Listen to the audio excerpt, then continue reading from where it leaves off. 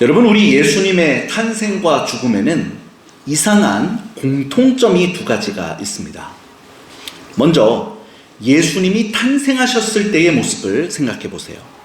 마태복음 2장 1절부터 3절까지의 말씀입니다. 헤로드 왕 때에 예수께서 유대 베들레헴에서 나심에 동방으로부터 박사들이 예루살렘에 이르러 말하되 유대인의 왕으로 나신 이가 어디 계시냐? 우리가 동방에서 그의 별을 보고 그에게 경배하러 왔노라 하니 헤롯 왕과 온 예루살렘이 듣고 소동한지라. 여러분, 이 모습을 보세요. 예수님이 태어나셨을 때 유대인들은 적지 않게 소동을 벌입니다. 그리고 끝내 소동만 벌일 뿐 예수님을 찾아가서 경배하지는 않았더랬죠. 근데 이때 이에 반해서 오히려 이방인인 동방 박사들이 예수님을 찾아가서 경배했었습니다. 여러분, 그리고 또 예수님이 죽으실 때의 모습도 보세요. 예수님이 재판받으실 때 유대인들이 예수님을 십자가에 못 박으라고 소리쳤습니다. 이 역시 예수님 때문에 막 야단법석을 떠는 모습이었는데, 다만 믿지는 않고 배경만 하는 모습이었죠. 그리고 또 예수님이 십자가에 못 박히실 때도 어땠습니까? 오늘 본문 35절, 36절을 보세요. 곁에 섰던 자 중 어떤 이들이 듣고 이르되 보라, 엘리야를 부른다 하고 한 사람이 달려가서 해면에 신 포도주를 적시어 갈대에 꿰어 마시게 하고 이르되 가만두라, 엘리야가 와서 그를 내려주나 보자 하더라. 그렇습니다. 예수님이 죽으실 때도 유대인들은 예수님을 놓고 기껏해야 예수님이 진짜 메시아인지 시험하면서 야단 법석만 떨고 있지 결국 예수님을 믿지는 않았어요. 그런데 이때 마침 이방인인 로마의 백부장만큼은 오히려 예수님을 하나님의 아들로 믿었습니다. 오늘 본문 39절이죠. 예수를 향하여 섰던 백부장이 그렇게 숨지심을 보고 이르되 이 사람은 진실로 하나님의 아들이었도다 하더라. 그렇습니다. 이렇게 예수님의 탄생과 죽음에는 유대인들은 야단 법석을 떨면서도 예수님을 믿지 않은 모습과 반대로 오히려 이방인들은 예수님을 믿는 모습, 이 두 가지 공통점이 있습니다. 여러분, 그러니 참으로 이상한 것이죠. 하나님이 메시아를 보내셨는데 하나님의 백성이라 하는 자들은 믿지 않고 오히려 이방인들이 믿었다라는 거예요. 여러분, 예수님이 탄생하셨을 때 유대인들이 예수님을 믿지 못한 것은 그래도 좀 이해할 만한 구석은 있습니다. 왜냐하면 아직은 예수님의 진면목을 전혀 못 봤기 때문이었죠. 그러나 예수님이 죽으실 때 예수님을 믿지 못한 것은 분명 너무나 잘못된 것이었습니다. 왜냐하면 당시 그들은 3년 동안이나 예수님의 가르침과 사역을 눈으로 봤기 때문이었어요. 심지어 예수님은 십자가에서 죽으실 때도 원수를 사랑하시는 놀라운 모습을 보여주셨습니다. 더욱이 하늘이 3시간 동안 어두워지는 이변도 나타났죠. 그러나 그럼에도 불구하고 유대인들은 끝내 예수님을 믿지 않았습니다. 여러분, 그러면 유대인들은 이런 것들을 다 보고도 왜 예수님을 믿지 못했겠습니까? 그것은 바로 그들이 예수님을 잘못 알고 있었기 때문이었습니다. 특히 메시아는 절대 이런 식으로 죽임을 당할 리가 없다고 생각했기 때문이었죠. 여러분, 그러면 반면에 로마의 백부장은 어떻게 예수님을 믿게 되었을까요? 이 백부장은 사실 예루살렘에 있었던 사람이라서 아마 갈릴리에서 주로 사역하셨던 예수님을 많이 보지는 못했을 겁니다. 아마 예수님이 예루살렘에 입성하신 후의 모습만 보면서 예수님에 대해 조금 알게 됐겠죠. 그리고 아무튼 백부장이 확실히 본 것은 예수님이 죽으실 때의 모습이었어요. 즉 원수를 사랑하시는 모습과 그리고 또 하늘에 나타난 이변이었죠. 그런데 백부장은 딱 이 두 가지만 보고도 예수님이 하나님의 아들이시구나 믿었다라는 거예요. 여러분, 물론 백부장의 믿음도 성숙한 믿음은 아닙니다. 백부장의 믿음은 아직 더 성장해야 할 미숙한 믿음이죠. 그래서 그의 믿음은 예수님이 이 십자가의 죽음을 통해서 우리의 죄를 다 용서하시고 우리를 구원해 주신다는 것을 믿는 데까지는 더 성장할 필요가 있었어요. 그래서 사실 이 백부장도 그렇고 동방박사들도 그렇고 이 성경에 나온 기록만 가지고는 이들이 정말 이 수준까지 이르렀다라는 것은 확인할 수가 없기 때문에 많은 아쉬움이 남을 수밖에 없었습니다. 그래서 역대로 여러 사람들은 성 론지노의 전설이라든지 또 배너와 같은 문학 작품 등을 통해서 이런 이들이 이후에 많은 우여곡절을 겪으면서 크게 방황도 하다가 결국 예수님 십자가 구원의 참 의미를 깨닫는 가운데 하나님 품에 안겨갔다라는 이야기들을 창작해내기도 했어요. 아무튼 백부장이나 동방박사들이 예수님의 십자가 대속의 은혜를 믿는 데까지 정말 이르렀는지는 우리가 확인할 길이 없습니다. 그러나 아무튼 정말 이 구속의 은혜까지는 분명 믿어야 구원받는 믿음이 되는 것만은 분명하지요. 그리고 우리 예수님도 공생의 내내 그리고 또 부활하신 후에도 이것을 중점적으로 가르쳐 주셨습니다. 또한 나중에 오신 성령님도 이것을 가르쳐 주셨죠. 여러분, 그러므로 결국 사람들이 예수님을 믿는 모습에는 크게 세 가지가 있다고 말할 수가 있습니다. 먼저 첫째로는 예수님을 그냥 사람으로 믿는 것입니다. 즉 하나님의 아들도 아니고 구원자도 아니라고 생각하는 것이죠.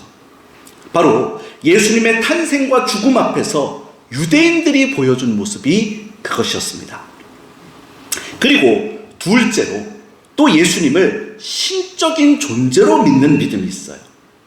그래서 놀라운 능력도 행하시고 훌륭한 가르침도 주시는 분이라고 믿는 것이죠.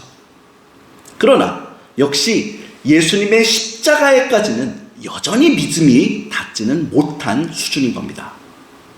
여러분, 우리가 성경에 보면 아무튼 동방박사들이나 백부장이 이렇게 믿었던 거예요. 또 예수님의 공생의 사역 때에 말씀을 듣고 병 고침 받으려고 따라다니던 많은 유대인들도 이렇게 믿었던 겁니다.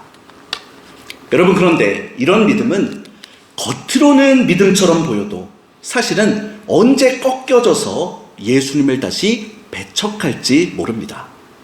정말 예수님의 사역이 자기 기대와 다르면 그때는 떠나버리게 되는 것이죠. 실제로 많은 유대인들이 그랬어요. 여러분, 오늘 종려 주일인데 이들은 예수님께서 예루살렘에 입성하실 때까지만 하더라도 종려나무들을 길가에 깔고 호산나 소리를 외치며 메시아로 대접했었습니다. 그러나 나중에 예수님이 재판을 받고 죽으실 때는 무섭게 배척해 버리죠. 그리고 실제로 오늘날에도 많은 성도들이 예수님이 복을 주시고 병을 고쳐주시면 교회에 열심히 나오다가 근데 다시 어려움이 생기면 교회를 떠나는 경우들을 많이 볼 수 있습니다. 여러분, 그러므로 예수님을 이렇게 신적으로 믿는 수준도 역시 참 믿음과는 거리가 멀다는 것을 알 수 있게 됩니다.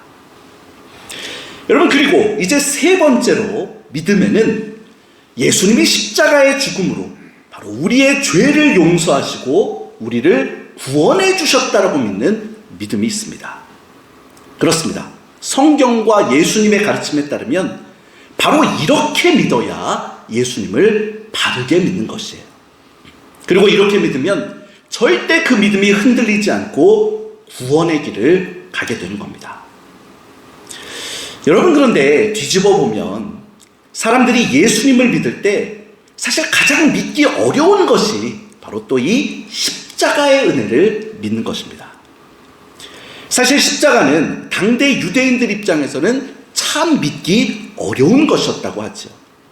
물론 유대인들도 예수님의 가르침과 기적을 볼 때는 예수님을 메시아로 믿으려고도 했었습니다. 그러나 결국 십자가에서 죽으시는 것을 보고는 믿지 않았죠. 특히 신명기 21장 23절 말씀처럼 나무에 달리는 자는 하나님께 저주를 받는 것의 확증이라고 알고 있었기 때문에 하나님의 아들이라면 절대 그런 저주를 받을 리가 없다 여겼던 것입니다. 여러분, 그리고 또 십자가는 이방인들도 믿기가 어려운 것이었어요. 물론 십자가에서 죽으시던 모습은 지극히 이타적이고 모범적인 사랑의 모습이었기 때문에 이방인들 보기에도 굉장히 훌륭한 모습이었습니다. 그러나 십자가에서 세상의 모든 죄를 대신 지고 죽음으로써 온 세상을 다 구원한다는 것에 대해서는 잘 납득을 못하고 믿질 못했어요. 이렇게 예수님의 십자가는 유대인이나 이방인이나 다 믿기 어렵기 때문에 고린도전서 1장 23절에도 이렇게 말씀하는 겁니다. 우리는 십자가에 못 박힌 그리스도를 전하니 유대인에게는 거리끼는 것이요 이방인에게는 미련한 것이로되. 여러분, 그러나 거듭 말씀드리지만 우리의 믿음은 반드시 예수님의 십자가를 믿어야만 진짜 믿음이 되죠. 즉, 우리가 예수님에 대해서 가장 중요하게 믿어야 할 것이 바로 예수님은 십자가 대속의 구원자이시라는 것입니다. 그렇습니다. 예수님은 단순히 좋은 교훈만 주시는 분이 아니세요. 바로 죽음에서 우리를 구원해 주시는 분이신 겁니다. 여러분, 애초에 사람이 왜 죽습니까? 창세기 말씀을 비롯한 성경의 여러 말씀들이 줄곧 증거해 주죠. 바로 죄 때문에 사망이 들어와서 우리가 죽고 또 망하는 겁니다. 그러니까 사람을 구원하려면 가장 근본적으로 이 죄의 문제를 해결해 줘야만 하는 거예요. 그리고 여러분, 이것은 절대로 무엇을 가르쳐서 될 일이 아닙니다. 반드시 죄를 용서하고 사하는 본질적인 조치를 해야만 되는 것이죠. 여러분, 그러므로 예수님이 우리를 구원해 주시려면 단지 훌륭한 가르침이 아니라 다른 그 어떤 것보다 우리의 죄를 대속해서 용서해 주셔야만 합니다. 특히 우리의 죄를 대신 질 수 있는 분도 오직 예수님밖에 없죠. 사람은 모두가 다 죄인이기 때문에 자기 죄값만 가지고도 다 죽을 운명이라서 아무도 남의 죄를 대신 져줄 자격은 없거든요. 그래서 오직 죄가 없는 분이어야만 우리의 죄를 대신 지실 수가 있습니다. 그러므로 하나님의 아들이신 예수님이 인간이 되셔서 우리의 죄를 대신 지고 십자가에서 죽으셨던 겁니다. 그리고 바로 이것을 믿는 것만이 우리가 구원을 받을 수 있는 유일한 길이 된다는 거예요. 여러분, 사실 우리 교회 안에서 우리의 믿음에는 여러 가지 내용들이 있을 수가 있습니다. 즉, 하나님을 창조주로 믿고 또 거룩한 영으로 믿고 또 사랑으로 믿는 것도 말할 수 없이 중요해요. 또 성령님의 열매와 은사를 사모하고 체험하는 것도 너무나 중요하죠. 여러분, 그러나 그럼에도 불구하고 우리 믿음에서 가장 중요한 것은 역시 누가 뭐래도 예수님의 십자가인 것입니다. 정말 예수님이 십자가에서 우리의 모든 죄를 지고 죽으셨기 때문에 이제 우리가 예수님의 십자가 은혜만 의지하면 모든 죄를 용서받고 구원받을 수 있다라는 것을 믿는 것, 이게 가장 우선되는 믿음이에요. 여러분, 그러므로 우리 신앙은 언제나 십자가에 집중해야만 합니다. 여러분, 정말 하나님이 우리를 얼마나 사랑하시는가도 바로 여기에 나타나 있어요. 즉, 하나님은 우리를 구원하기 위해 그토록 귀한 외아들을 저 십자가에서 죽게 만드신 것입니다. 그리고 우리가 이것을 믿을 때 하나님이 우리를 얼마나 사랑하시는가도 알 수가 있게 돼요. 즉, 우리 인생 전반에 걸쳐서 우리 하나님이 우리에게 항상 좋은 것만 주신다는 것도 이 십자가를 통해서만 온전히 알 수가 있게 되는 겁니다. 그래서 사도 바울이 말씀하잖아요. 로마서 8장 32절입니다.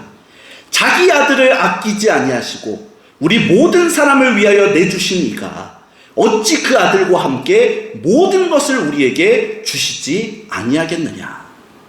그렇습니다. 이 십자가를 통해서 하나님의 역사를 보질 않으면 그저 단지 나의 근시안적인 육적인 눈으로만 볼 때는 힘든 일을 만나고 또 피부로 느껴지는 역경이 닥쳐올 땐 선한 하나님의 섭리도 금세 놓쳐버리고 원망까지 할 수가 있게 되는 것이에요. 여러분, 그러므로 이제 고난주간을 맞아서 예수님의 십자가를 더욱 명확히 주목해 보실 수 있길 바랍니다. 여러분, 사실 십자가형은 사람이 겪을 수 있는 최고의 고통이라고 하죠. 여러분, 정말 십자가형에서 사람이 죽는 그 사인이 무엇인지 여러분 아시지요? 사실 모르는 분들은 이게 몸통이나 머리에 치명상을 가하는 것도 아니고 그저 손과 발에 못이 박히는 건데 그런다고 왜 죽기까지 하나? 그래서 이게 너무 아파서 쇼크사로 죽는 건가? 아니면 못 박힌 상처로 인한 과다출혈로 죽는 건가 하시는 분들도 계신데, 여러분, 정확히 십자가형으로 죽는 사인이 뭡니까? 그건 바로 질식사예요. 즉, 우리가 지금 뭘 먹고 소화하는 소화운동이나 또 숨쉬는 호흡운동 하시는 게, 여러분, 이게 사실 다 그냥 되는 게 아닙니다. 바로 우리가 이 땅을 딛고 있어서 이 땅을 딛는 힘으로 우리의 모든 근육과 세포들이 움직여서 이루어지는 거예요. 그래서 사람이나 동물이나 이 공중에 오래 매달아 놓으면 이 딛는 힘을 못 받아서 특히 호흡부터 안 되면서 죽음에 이르게 되는 겁니다. 여러분, 얼마 전에 넷플릭스에서 피지컬 100이라고 하는 유명한 프로그램을 방영했지 않았습니까? 근데 거기 보면 사람이나 동물이 공중에 뛰어서 매달아 놓을 때 왜 문제가 되는가를 아주 잘 보여주는 장면이 있어서 잠시 소개해 드릴까 합니다. 여러분, 여기 보면 힘이 좋고 몸 좋은 사람들 100명을 여러 가지 체력 테스트를 통해서 선별하고 가르면서 3억 상금을 받을 우승자 1명을 뽑는 모습이 나오거든요. 그리고 그 중에 가장 첫 번째로 한 테스트가 바로 공중에 누가 오래오래 매달려 있나 하는 것이었습니다.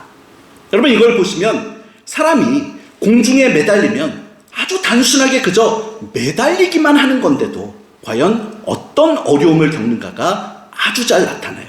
여러분, 잠시 짧은 영상인데 한번 보시겠습니다. 그것 때문에 열심히 하고 있어요. 21년 동안 매달리기를 했기 때문에 무조건 이겨야 돼요.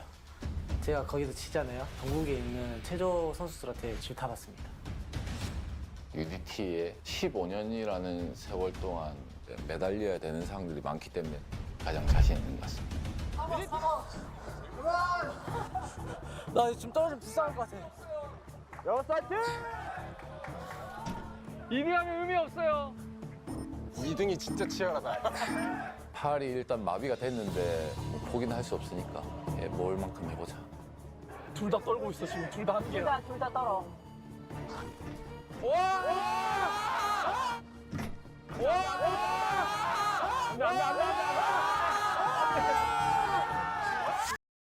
여러분, 그렇죠.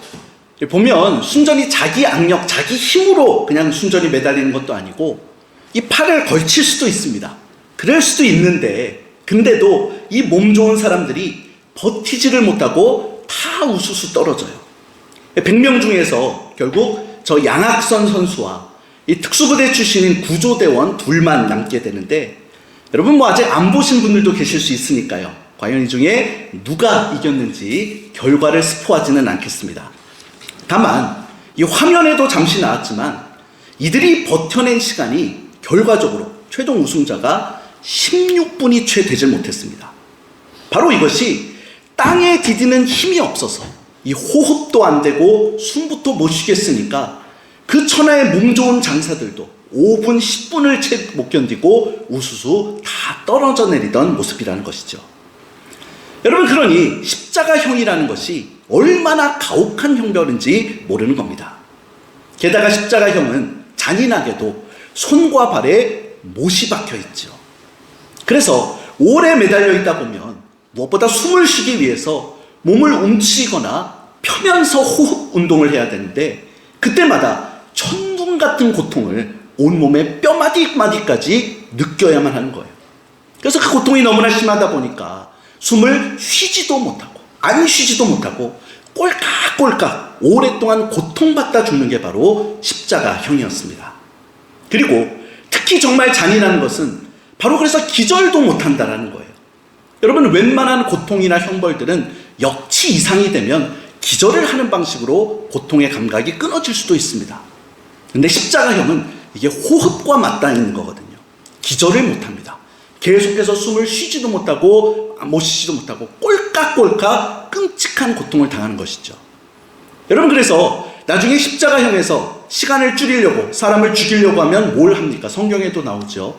크로리프라기움이라고 해서 망치를 갖다가 그의 무릎을 때려서 부숴서 다리를 꺾어버립니다. 그러면 어떻게 됩니까? 끝끝내 그나마 다리 하나로 버티던 호흡하던 힘을 만드는 것들도 못 만들어서 축 늘어져서 호흡을 못하고 질식사하게 되는 것이에요.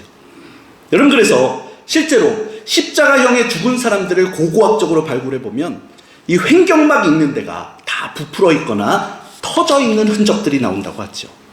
그런데 바로 우리 예수님이 그 끔찍한 고통을 겪으셨던 겁니다. 더욱이 예수님의 십자가 고통은 몸의 고통에만 있는 것도 아니었어요. 죄도 없으신 분이 벌거벗김 당하시고 그래서 조롱과 치욕 속에 죽어야 하는 억울한 심적 충격의 고통도 겪으셨습니다. 즉 육체적인 고통만큼이나 무서운 정신적인 고통도 있었던 거예요. 또 심지어 하나님으로부터 버림받는 고통, 즉 영적인 고통도 겪으셔야만 했습니다. 그리고 어쩌면 예수님께는 이 세 가지 고통 중에서 아마 영적인 고통이 가장 괴로우셨던 것 같죠. 그래서 예수님이 십자가상에서 가장 크게 부르짖은 말씀도 바로 나의 하나님 나의 하나님 어찌하여 나를 버리셨나이까 하는 절규였습니다. 그렇습니다. 예수님은 정말 인간이 겪을 수 있는 최고의 고통들을 온전히 다 당하심으로 우리의 모든 죄를 용서해 주셨어요. 그래서 아무리 무서운 죄, 아무리 큰 벌 받을 죄도 정말 예수님의 이 대속의 은혜를 통해서는 다 용서받을 수가 있게 되는 것입니다. 여러분, 사실 우리가 읽는 하나님의 말씀들이라는 것도 그렇습니다. 이것들이요, 사실 다 따지고 보면 얼마나 무서운 것들인지 몰라요. 즉 여기 기록된 모든 의와 거룩과 정직의 말씀들, 사실 엄밀히 따지면 다 내 스스로의 힘만으로는 이룰 수 없는, 그래서 사실 보면 다 순전히 나를 정죄하고 너 심판하겠다고 하는 지엄한 말씀들일 수밖에 없습니다. 실제로 바르게 살아야 한다는 계명을 들을 때마다 여러분들도 마음속에 굉장히 찔리고 아픈 거 경험하실 때 많지 않습니까? 그래서 때로는 제발 무서운 말씀은 좀 안 들었으면 좋겠다고 목사님이 그저 축복이 되고 위로가 되는 부분만 설교해 주시면 좋겠다고 대놓고 이야기하시는 분들도 많이 만나봤습니다.